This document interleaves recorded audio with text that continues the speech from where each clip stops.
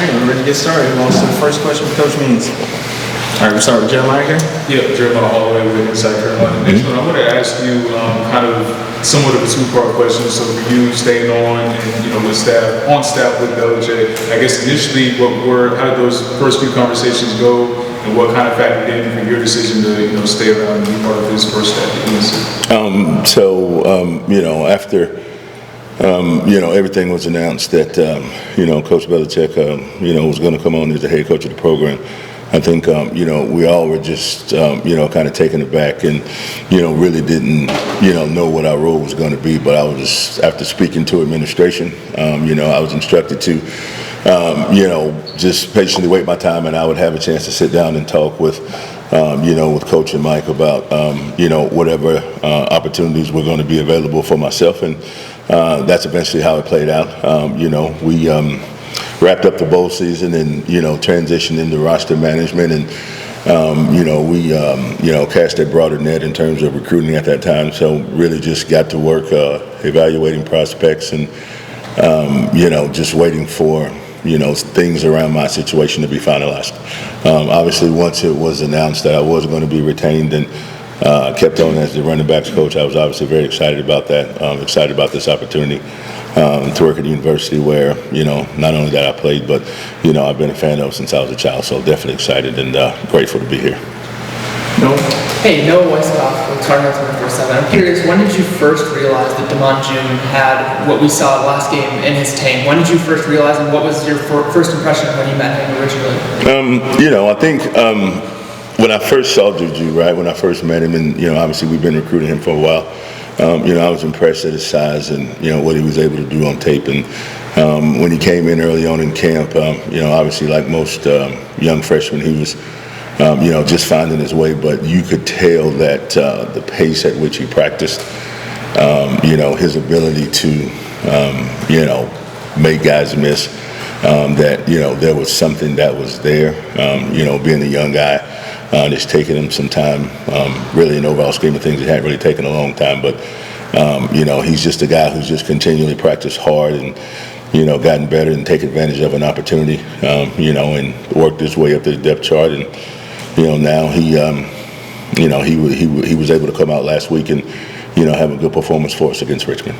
And then Coach Belichick also mentioned to us after the game that it's important for him not to get too big of a head after a game like that. How do you make sure that throughout practices and even going into games that he's not getting complacent and he's continuing to work to get better and not just stay at that point? Yeah, definitely. I think it's a message that we want to hammer home daily. But with the group of guys who we have in the room, it's a very talented group, and a lot of what we do is tailored to our opponents.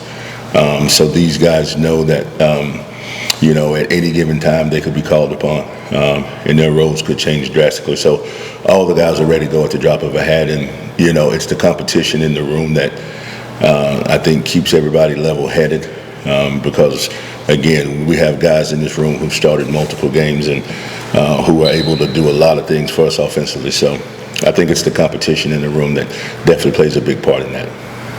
Right.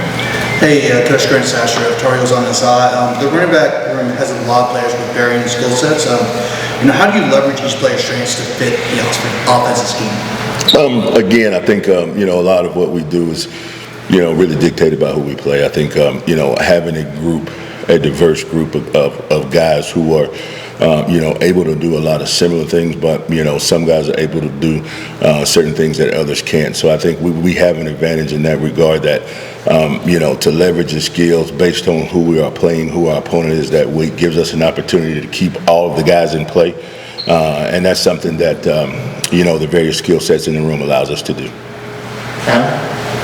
Natrone, I was wondering if with Damon June, do you feel any sort of kinship to him? I mean, he's an in-state guy who's sort of burst on the scene with the big game. I mean, you came on your freshman year, in-state guy, grew up watching UNC just like him. I mean, are there some similarities there to how he's growing and developing at this stage in his career to you? I hadn't, to be honest, I hadn't really thought about it.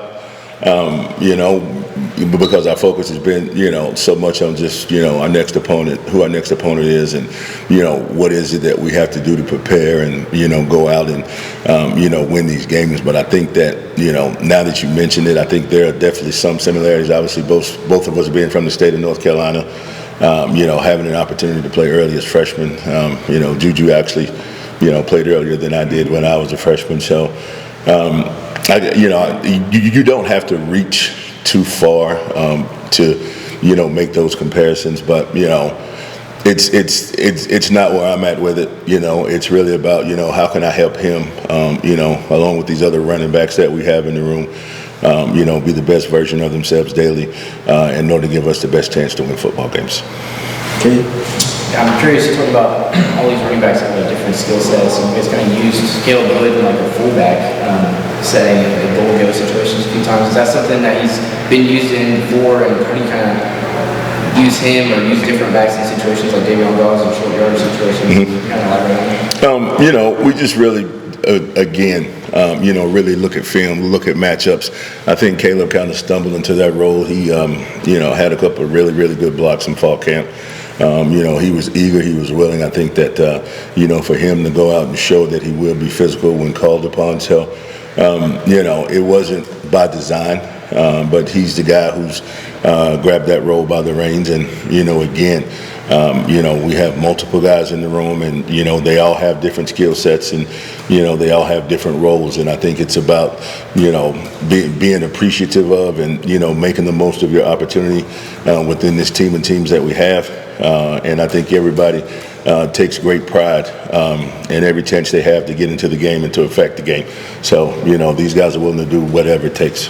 Yeah, just a quick follow-up. Also, we saw a quarterback sneak for a touchdown there a little bit with Gio Lopez. And that's something like running backs kind of push in quarterbacks like that. How much do you guys practice short situations like that and using Gio? Situational football, again, those are going to be things that are going to be dictated by our opponent and our game plan and whatever we may see as an advantage or a disadvantage to us when it comes to, what's being put in. Those are going to be things that change from week to week, obviously, based on who it is that we play. And, as a coaching staff, it's our job just to, make sure we find those opportunities and put our guys in the best position to be successful. We have time for one or two more. Let's go to Shelby. Shelby Salter with the News and Observer. I've been speaking with a lot of folks, both currently in the program and past years, just about Mitch Mason and the impact that he's had. I'm curious from your perspective, just how would you kind of feel his presence around the building, his impact, even when maybe with his illness he's not able to physically be there? I think it would be impossible, to measure Mitch's impact on this program, on the guys involved in it. I mean, from, fifth year senior to, first year freshman or transfer, Mitch's story has been one that, has resonated with so many folks on our team. He's been, a constant presence since I've been here. The guys have so much respect and love for Mitch and, what it is that he's done and, and how he's, fought this battle that he's currently in. You almost struggle to find the words, as to what he means to, this program and the guys involved in it. And, we're all praying for Mitch, and, it was a great feeling to give him the game ball after Saturday's game. Mm-hmm. Last one from Michael here. My name's Michael Coe, WCHL, CapelBro.com. How are you, sir? We're pretty close with Coach Brown and played under him. You were on the staff for several years. I don't think anyone would have blamed you if you would have left after he left. Mm-hmm. Yet you're still here. What kept you around under the time of a lot of change with this football program? One is that, it's a place that I never wanted to leave. Obviously, just like you said, have a lot of love and, respect for Coach Brown. And, it's because of Coach Brown that, I'm in this opportunity that I was able to take advantage of the opportunity, that I have now. So as far as, I was concerned, there was no looking for a way out. If anything, it was really, just really trying to find, you know, whatever I could use to my advantage as a way in. And, you know, this program runs deep with me and my family. You know, my daughter's just graduated from here. She was on the women's national soccer championship team. I met my wife here. So, you know, this place holds a very special place in the Means family. And again, it's not one that we're looking to leave easily. Perfect. Good stuff. All right. Thank you. I appreciate it. All right, man. You guys have a good one.